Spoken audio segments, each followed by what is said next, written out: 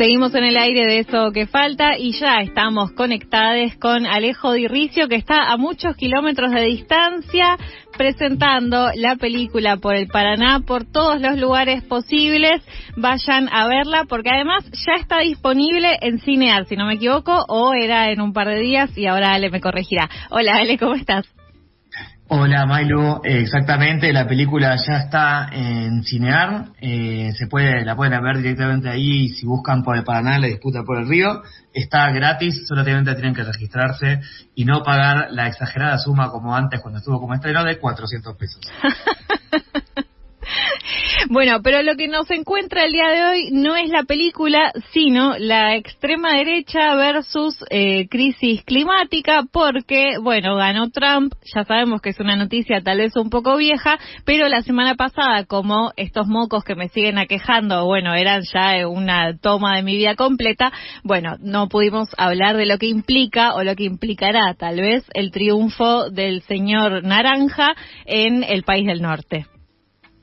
No solamente lo que implica el triunfo del señor Naranja en Estados Unidos, sino también lo que ya ha sucedido y cómo eso ha impactado en la política climática y en lo que se le llama también la diplomacia climática, en los encuentros que están sucediendo en este momento, en simultáneo, que tenemos la COP29, que está sucediendo en Bakú, en Azerbaiyán, que es la reunión en la cual las Naciones Unidas por Cambio Climático, y en el G20, que también está en este momento liderando Lula, sí. Y cómo están dialogando esos dos encuentros en este momento en sintonía con la victoria de Trump en Estados Unidos, ¿no? En principio, de la COP29, Argentina retiró la comitiva que había enviado. Eso es como la gran noticia que también fue de la semana pasada, si no estoy mal.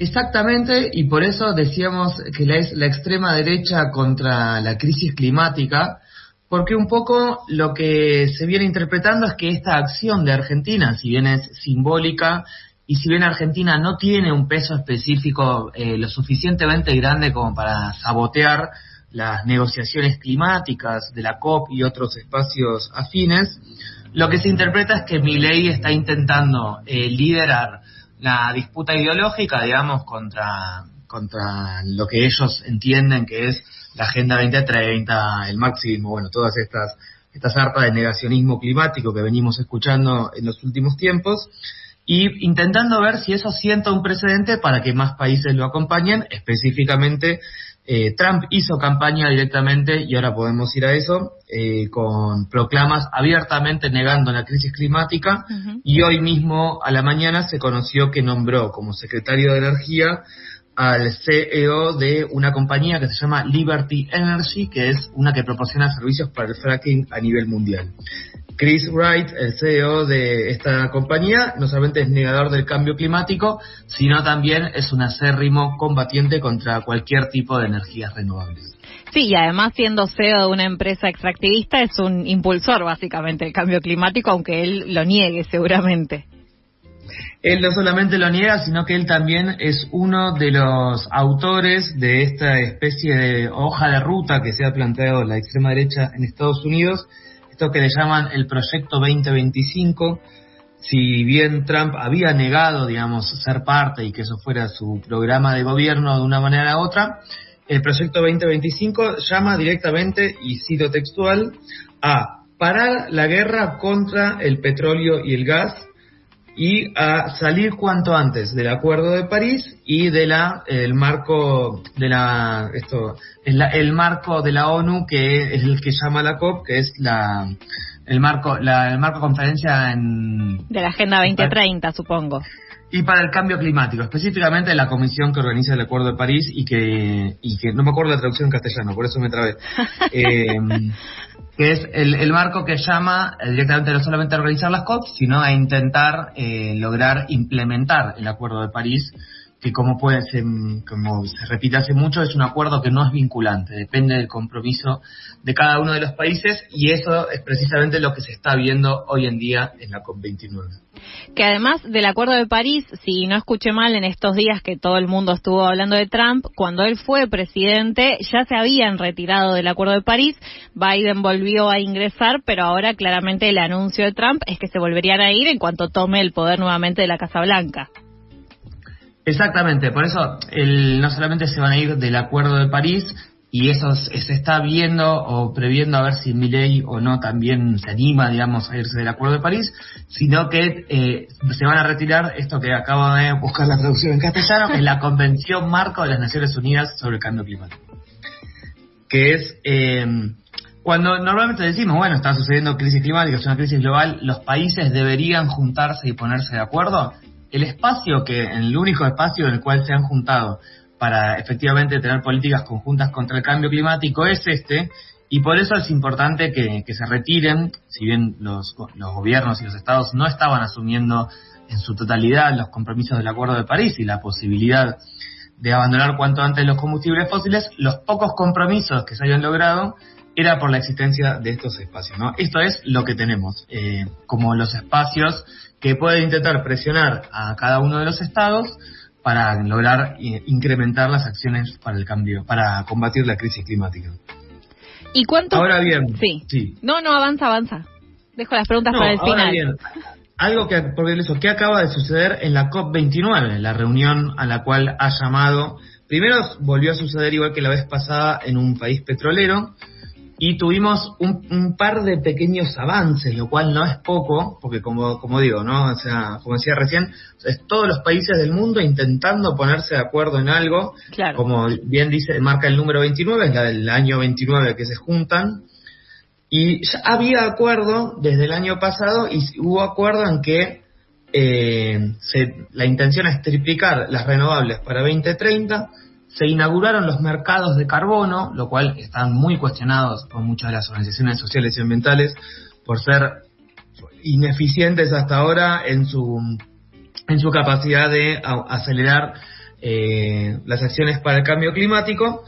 Y al mismo tiempo lo que vemos es que en el G20 y liderado por Lula, empezó a presionar a la COP29 en simultáneo que pasaban las dos. Uh-huh. Y vimos como ayer Milei, llegando al G20, primero dijo que no iba a firmar un acuerdo de la Alianza contra el hambre y la pobreza que estaba impulsando Lula, pero que en simultáneo a que se anunciaron acuerdos bilaterales entre Argentina y Brasil para exportar gas, Milei cedió y firmó el acuerdo contra el hambre. Y a su vez firmó Milei un acuerdo del G20 que incluye algo como mayores impuestos a los ultrarricos, algo de lo cual él, obviamente, y toda la Libertad Avanza y la extrema derecha, están absolutamente en contra ideológicamente, digamos. Sí. Entonces, el G20, con Lula a la cabeza, mandaron también un mensaje fuerte para reformar la arquitectura financiera, un mensaje directamente dirigido a la COP, para que el financiamiento para el cambio climático tenga los procesos más acelerados. ¿Qué es lo que se está discutiendo efectivamente este año en la COP29? Esta es la COP29, le dicen la COP del financiamiento. O sea que el guiño de Lula sería básicamente que hizo firmar a todos los países integrantes del G20 este acuerdo contra la pobreza y el hambre, a su vez vinculado con impuestos a los mega ricos, y que entonces ese impuesto es lo que tal vez como guiño se utilizaría como financiamiento contra el cambio climático. ¿Podemos entender eso? Eso, y en simultáneo también llamó a reformar esto que te decía, la arquitectura financiera, sí, más que nada para que los bancos multilaterales, o sea, el más famoso, el Banco Mundial, pero hay muchos otros, aceleren el financiamiento para el sur global, digamos, para los países que más en peligro estamos contra el cambio climático y los que más necesitamos plata para hacer acciones, sea de mitigación de los efectos, o sea para reducir nuestras emisiones cuanto antes. Ale, tengo una pregunta ahí por algo que también escuchaba el otro día sobre la retirada de la comitiva que está en la COP29. Ale se me fue justo, se ha desconectado por algún motivo incierto. Espero recuperarlo en breve porque, bueno, yo tenía una pregunta clave para hacerle. Ahí está, ahí volvió Ale. Justo estaba haciéndote la pregunta, no te vayas, viejo, te quiero preguntar cosas, no me hagas esto al aire. No, retomó. Sobre algo que escuchaba el otro día respecto de la retirada de la comitiva de la COP29, de la comitiva argentina, que, digo, si bien en términos del peso de, no sé, de los votos, ¿no?, que se pueden hacer en esa reunión, Argentina no es que tiene un peso propio, pero lo que puede implicar haberse retirado es que deje de estar dentro del radar de quienes pueden llegar a poner un financiamiento. ¿Esto es efectivamente así o que se haya retirado es solo simbólico y no tiene una implicancia material concreta? Absolutamente. Como decíamos, en un momento yo mencionaba que si se animan a retirarse del cambio climático. Eso no es por la condena social, digo, que ya vimos. Claro, que no les importa. Sí. Eso es por las consecuencias de la diplomacia más allá de la climática. Hoy en día se está discutiendo, por ejemplo, en simultáneo el acuerdo entre la Unión Europea y el Mercosur. Y los europeos jamás van a firmar algo si implica, por ejemplo, que involucra cantidades masivas de deforestación, que involucra que ni siquiera discursivamente haya un compromiso con las acciones climáticas, digamos, ¿no? Claro. Pensemos que en la COP, en simultáneo, tenés a un montón de naciones que son insulares, o sea, que son islas, que están absolutamente en peligro ante la elevación del nivel del mar y que están demandándole con discursos morales y éticos muy fuertes. Tenés también los propios miembros de la ONU y de los espacios internacionales demandando una acción concreta y demandando que ese financiamiento al cual se tendría acceso sea específicamente para el sur global y a ver cómo va a ser ese financiamiento para que se use para cosas de cambio climático. Claro. O sea, diciéndolo más de pronto, no van a mandar plata si no es para las cosas que a ellos les interesa también que se haga, digamos, ¿no? En ese sentido, lo de Trump sienta un precedente para la diplomacia climática porque es el apoyo institucional y los acuerdos y el financiamiento que pueden llegar a conseguir por afuera de las estructuras internacionales tradicionales. Esto es si Estados Unidos está dispuesto a bancar, digamos, y a acompañar en lo estructural y en lo material proyectos de extrema derecha que también sean negacionistas climáticos abiertamente, digamos, ¿no? Que lo que estamos viendo es que los BRICS no, digo, como el otro polo, específicamente China tampoco, digamos, ¿no? China está se podría decir hoy en día que China es el país que más rápido está haciendo la transición energética por magnitud y por el peso específico chino, digamos. Claro. O sea, en muy pocos años fueron los que más contaminaron a nivel mundial, o sea, pasaron de estar muy atrás en la lista a estar primeros, y en muy pocos años van a pasar de nuevo al fondo de la lista. Hicieron aceleradísimamente las acciones necesarias en un país del peso específico de China, o sea... Claro, con la cantidad de gente, con la cantidad de guita, ¿no?, y etcétera. Sí, y la planificación central estatal china, digamos, fundamental en esto, y cómo aparece también la oposición entre Trump y Harris, entre el establishment demócrata, la alianza que podemos ver entre Elon Musk, que es alguien que tiene un gran interés en los autos eléctricos, sí, y cómo esta guerra comercial contra China que Trump está vendiendo le viene muy bien a Musk, que al mismo tiempo es un actor que se podría decir de una transición energética corporativa de Silicon Valley, pero en el mismo frente que tenés al gran lobby petrolero como, no sé, este mismo que se fue nombrado secretario de Energía, o actores como los hermanos Koch, que son como el lobby petrolero, son el sexto y séptima persona más rica de la Tierra, creo, o todavía vamos a hacer una columna entera de ellos. Son como unos Paolo Roca, pero del mundo, digamos. El tema con Elon Musk, igualmente, más allá de estar siendo como un poco la primicia en Silicon Valley en términos de la transición energética, igual es contradictorio en términos de que toda su estructura de autos eléctricos requiere la extracción de litio, donde ahí estamos involucrados nosotros, ¿no?, con Salta, Jujuy, etcétera, y que ahí implicaría un nivel de contaminación para los pueblos de esos lugares muy importante. Absolutamente, digamos, en simultáneo que todas estas corrientes se suceden a nivel global, digamos, de la transición energética para el mundo significa muy distinto según el territorio y la temporalidad que afecte esos grandes proyectos de transición energética, ¿no? Ahí no solo tenemos el litio, sino la frontera que se está abriendo con el cobre en Argentina, en toda la cordillera, digamos, la megaminería de cobre que empieza a aparecer, y que en Mendoza acaban de aprobar 200 proyectos mineros de un plumazo. Y en realidad la intención de que Latinoamérica se vuelva a insertar dentro de esos proyectos de transición energética como un proveedor de naturaleza, digamos, ¿no?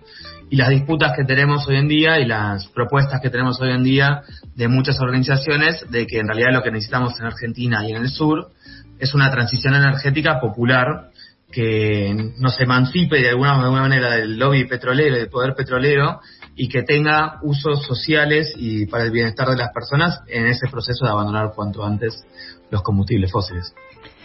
Un futuro que veo un poco incierto e improbable, no quiero ser como pájaro de mal agüero.